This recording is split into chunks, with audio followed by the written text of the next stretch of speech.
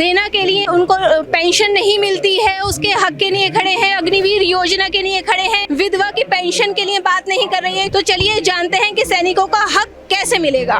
चलिए सर, बहुत स्वागत है आपका द रेवोल्यूशन देशभक्त हिंदुस्तानी में। आप मुझे ये बताइए कि सैनिकों को हक मिलेगा कैसे? बिल्कुल सही। सैनिक अपने शालीनता से, अनुशासन से धरने पे बैठे हुए हैं।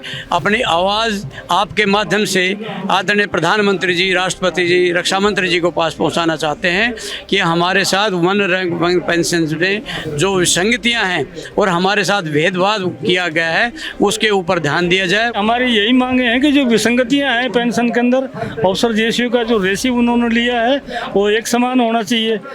ये नहीं अफसर ज़्यादा पेंशन ले, उनका रेशियो ज़्यादा हो जाए और हमारा कम हो जाए, ये गलत है।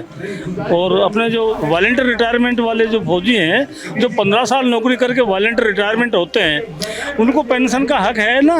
अगर उनको पेंशन का हक है तो उनको OROP 2 का भी हक है। हमको धरना देते हुए 69 डेज हो चुके हैं। शांतिपूर्ण तरीके से हम धरना दे रहे हैं। यहाँ पर सभी स्टेटों से, भारत के कोने कोने से यहाँ पर धरना दिया जा रहा है। सभी लोग आते हैं, अपनी बात को शांतिपूर्ण तरीके से कहते हैं, लेकिन सरकार तक ये बात क्यों नहीं पहुँचती? आज आपका चैनल के माध्यम से ये बात पहुँच सके। गवर्नमेंट से अनुरोध है ये, और आप लोगों से निवेदन करता हूँ मैं कि आप इस बात को वहाँ तक पहुँचा दो, सरकार तक।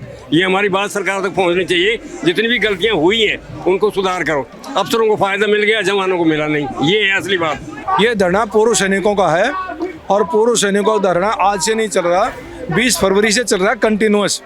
और जो गवर्नमेंट ने हमारे खिलाफ जो विरक्तियाँ की हैं उनके खिलाफ है।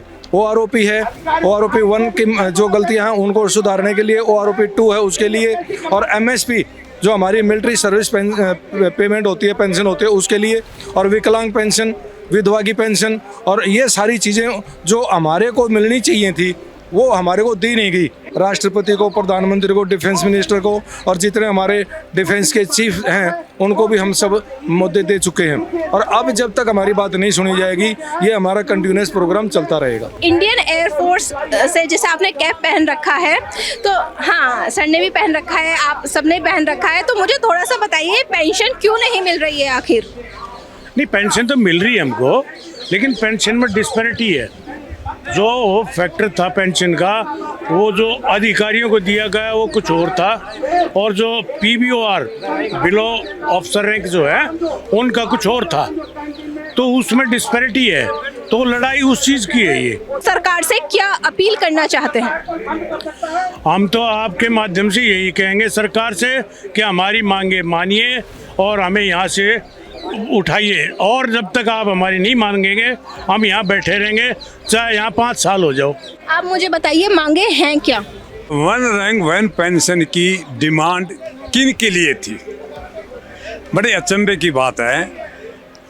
कम उम्र में रिटायर्ड होता है, ये उनके लिए। अब आप मोस्टली आपको बोलते हैं कि सिपाही 15 साल के बाद रिटायर्ड होता है।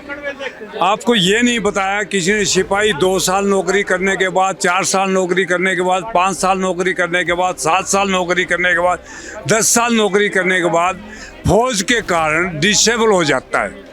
उसको बोलते हैं डिसेबल फौजी। सबसे कम उम्र में तो रिटायर हुआ। दूसरा रिजर्व, अब नहीं आता, पहले रिजर्व आते थे। जवान को 8 साल लगते थे फौज में। 8 साल के बाद उसको घर भेज देते, साल में 2 महीना बुलाते थे, 15 साल तक। 14 साल तक गया, 15वीं साल नहीं गया तो पेंशन नहीं होती थी। दूसरा, कम उम्र में वो रिटायर्ड होता था। तीसरा, कम उम्र में रिटायर्ड होता था सिपाही, उसके बाद नायक, फिर हवलदार। अब आप ध्यान से सुनिए, जितने पे कमीशन है आज तक, 3rd पे कमीशन, 4th पे कमीशन, 5th पे कमीशन, 6th पे कमीशन, एक सिपाही की पेंशन होती थी 15 साल वाले सिपाही की, वही पेंशन विधवा की होती थी, वही रिजर्व्स की होती थी, वही डिसेबल की होती थी। इन्होंने क्या किया कि 1 जुलाई 2014 के बाद इनके लिए आवाज़ उठी थी, जिनको पेंशन मिलनी चाहिए थी उनको तो नहीं दी, उनकी तो घटा ली, और जिनको नहीं मिलनी चाहिए थी, जिनका हक नहीं था, उनको बढ़ा दी। एक ऑफिसर को डिसेबिलिटी पेंशन मिलती है, इतनी डिसेबिलिटी पेंशन में 15 जवानों को एक डिसेबिलिटी पेंशन मिलती है, उससे ज़्यादा एक ऑफिसर को मिलती है। 15 विधवाओं को पेंशन मिलती है, उससे ज़्यादा राशि एक ऑफिसर की पत्नी का बैठता है।